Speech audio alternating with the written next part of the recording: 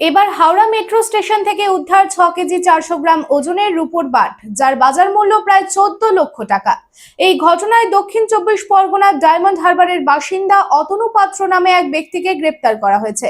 Howrah metro স্টেশনে scanning মেশিনে bag পরীক্ষা করার সময় সন্দেহজনক বস্তু দেখা যায়।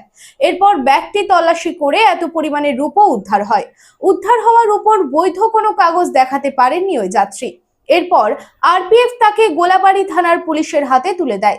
ধৃত ব্যক্তিকে আদালতে পেশ করা হলে বিচারক 4 দিনের পুলিশি হেফাজতের নির্দেশ দেন। তবে ওই ব্যক্তি এত পরিমাণে রূপো কোথা থেকে কোথায় নিয়ে যাচ্ছিল তা তদন্ত করছে পুলিশ।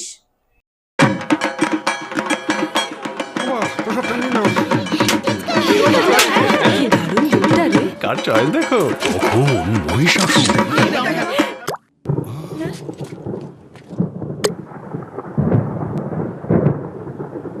পুজোর আড্ডায় ব্রেক চেঞ্জ করে নাও, ঠিক নো মাথায় হাত। লেটস গো টু পুজোর সকাল বিকেল সেই ডুব দিতে যায় আড্ডাতে, ছাদেই বাঁধন হারা ভরসা দিচ্ছে টাটা টাটা স্ট্রাকচারা।